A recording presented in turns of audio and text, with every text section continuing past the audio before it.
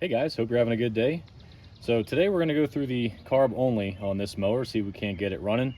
It's a Honda GCV160 engine on top of a Husqvarna HU700F push mower, but this engine's pretty much used on all types of other equipment, so this video should apply to more than just this specific mower. So the goal here is just to see if we have a good engine, since this mower needs some parts like that lower handlebar section, which I recently found out is actually obsolete and haven't been able to track down yet.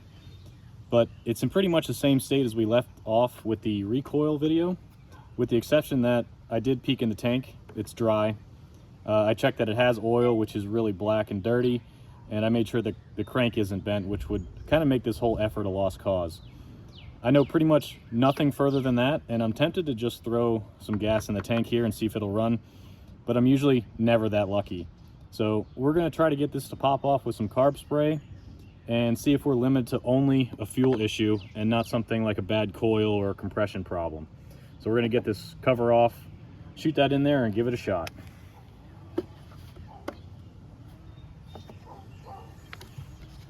Not too bad. Okay, here we go.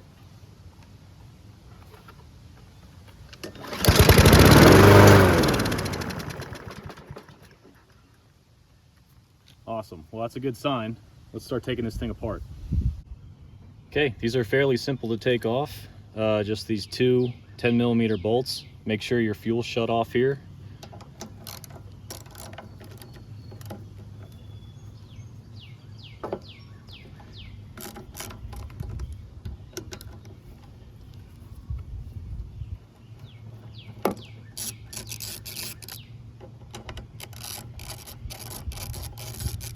Okay.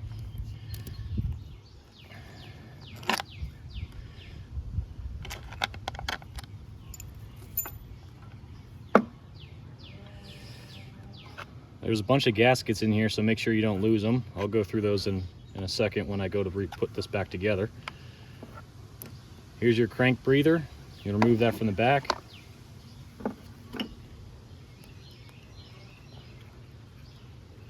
Remove your fuel line. I need pliers for that.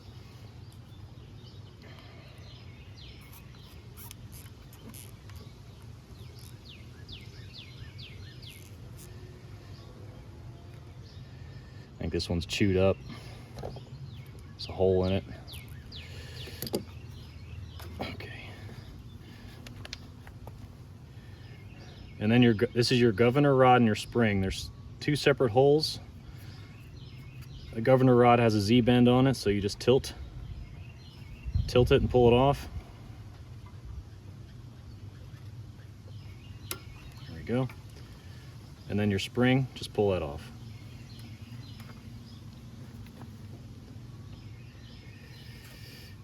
Okay, now we're ready to get into this.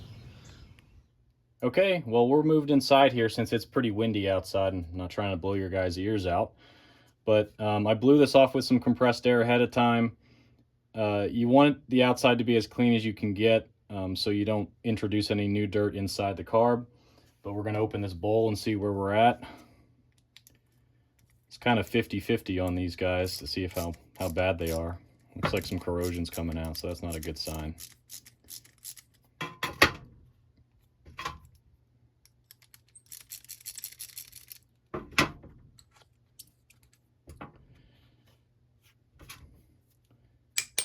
Oh God, okay.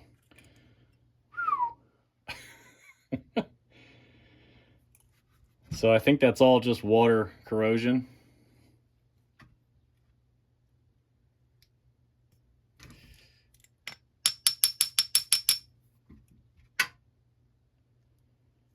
See if we can't get this gasket off without tearing it.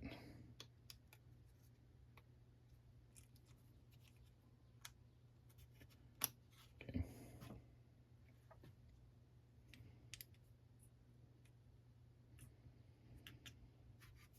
Take the float pin out. I'll lift that whole thing out of there. Looks like the needle wasn't stuck, so that's good. With the exception of this, it's actually in okay shape. Let's see if we can't get that main jet out of there. So there's a main jet in there, it's brass, so you want to pick a screwdriver that'll fit the slot almost perfectly so you don't strip out the brass, and you want to put pressure on it as you're trying to loosen it out.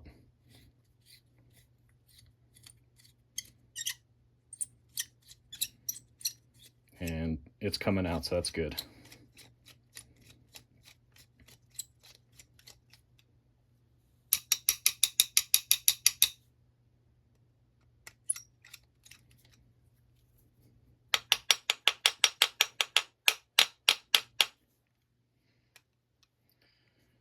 Sometimes they get stuck in there and they just need some persuasion.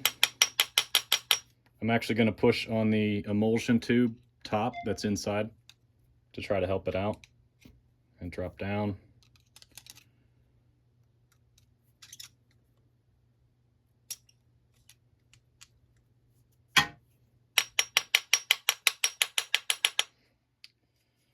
Try to get a pick.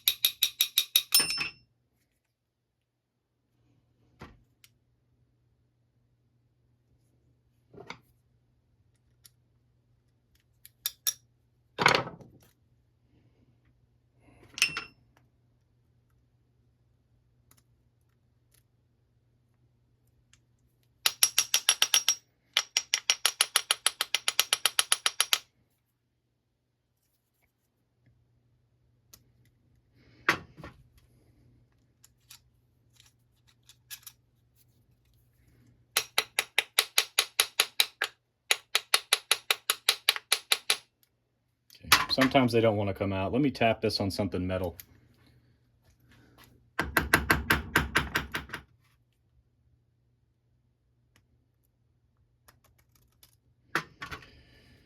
think that corrosion's stopping it. There we go.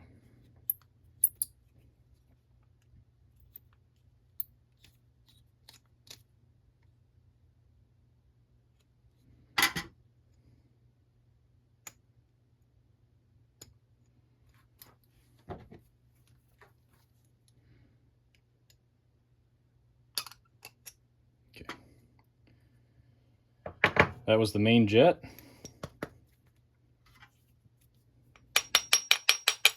There. Okay, the only thing other than those two things we got to take out of this is the idle circuit screw. And you actually need a special, I think it's a JIS screwdriver. I don't have one of those, but I've been pretty successful just with standard screwdrivers. Yeah, and that came right out. So taking that out is important to clear out your idle circuit. Sometimes when it's running and it hunts, that's the problem. There's kind of 4 little holes in there, if you can see that, where the fuel comes out during an idle. Okay.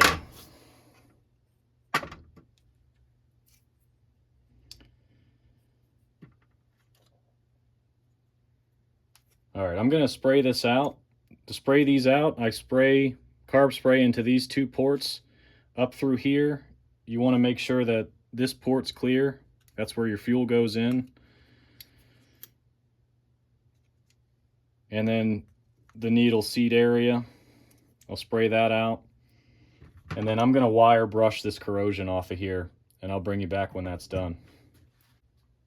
Okay, we are back after cleaning, and the bowl is not great. I think if I was going to run this machine, I'd probably replace it. There's still some rust and pitting in there, but it's clean and it'll be fine for this test.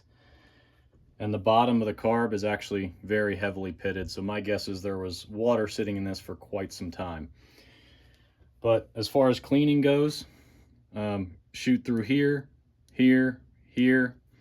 This is your idle circuit, like I was saying before, where we took that screw out. And I'll try to get a good view for those ports inside. Let's see, can I get it? Yeah, right there. Those ports need to be clear when you're shooting through here, and you should be able to see carb spray come out of those. And then I, sprayed through the main jet area, needle and seat area. So we're all ready to be put back together. The emulsion tube and the main jet,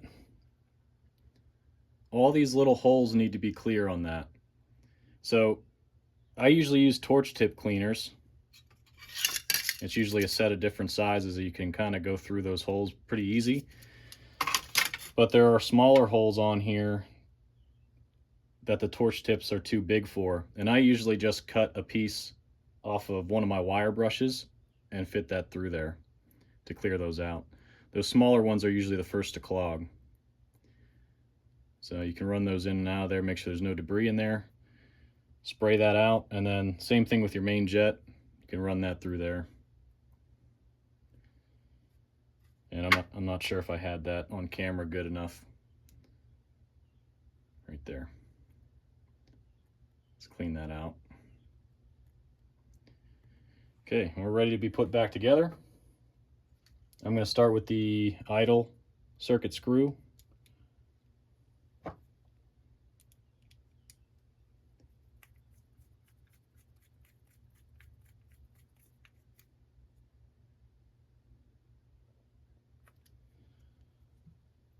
Okay.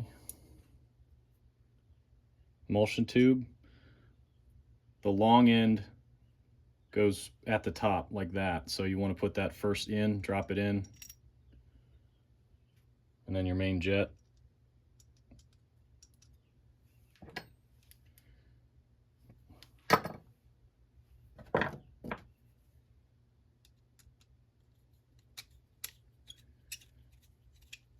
And you want to make sure you're not cross-threading this thing. It goes in easy, and then you tighten it down, and don't over-tighten it either, because you'll deform that brass like I was talking about earlier. Okay.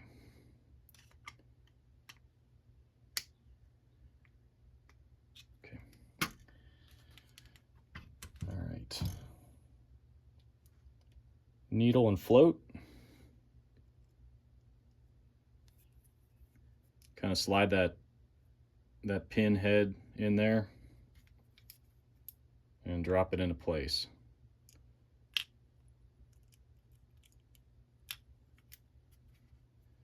And slide that float pin back in.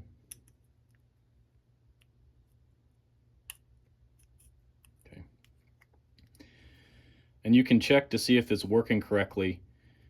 If you blow in here and manipulate the float, it should stop flow when it's in this position and allow flow when it's in this position. So I'm going to check that quick.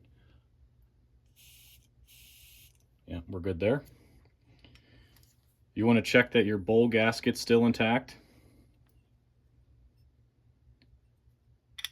Drop your bowl on.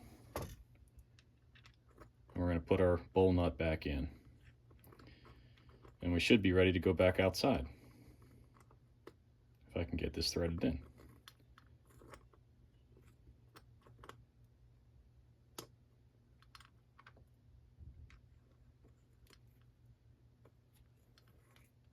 There we go.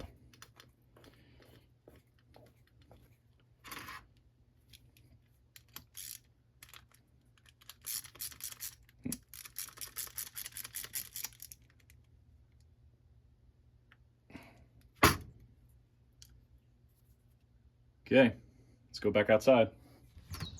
Okay, back outside, put this thing back together, and there's a couple things I want to cover before I do that, because a lot of things have to happen all at the same time. First one is you want to make sure your gaskets are lined up correctly. You can see holes there and there, and those need to line up with the ports on the carb. Second one is the carb choke plate has to be on this side of this lever arm here. So when you operate the choke, it operates the butterfly valve correctly. And third, this insulation plate can be put on upside down. You can see it's taller on the top than it is on the bottom, and it goes on like that. not like that. I've done that before. And you want to inspect this to see that there's no cracks in it. I did have one of these engines on, I think, a Cub Cadet. Ran through every possible scenario for why it was running bad, and it ended up being a small crack in here causing an air leak. So I'm gonna get this carb put on using the governor spring and rod first and fuel line, let it hang there, and then I'm gonna use the intake block with the studs on it as an alignment tool. So the gasket's there already on the front of the carb. Slide that through.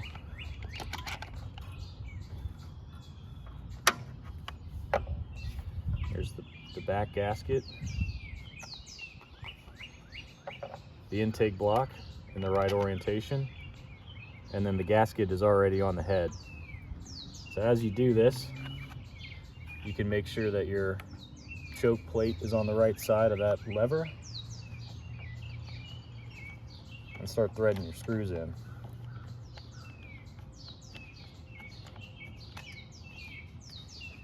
And you can reach around and make sure that your crankcase breather is connected. There.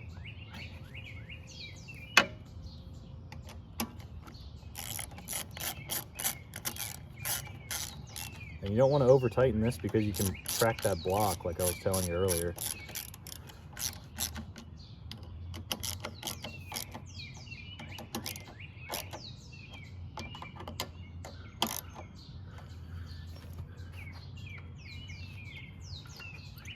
That's working right. So yeah, we're good to put some gas in here and try it. Okay, we're gonna reuse this for right now.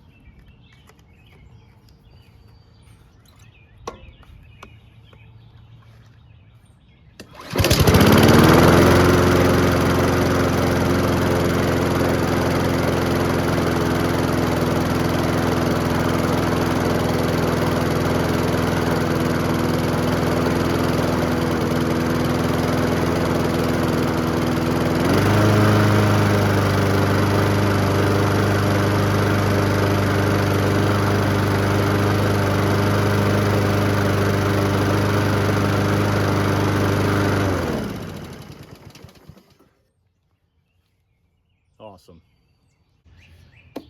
All right, guys, well, that pretty much does it for this one. We've got a decent running engine for maybe another project, or if I find that handlebar section, I'll be able to put this mower back together. But hopefully this helps somebody out this spring. And if you like this kind of content, stay tuned. I usually do a lot of stuff like this. So yeah, thanks for joining me on this one, and I'll catch you on the next one.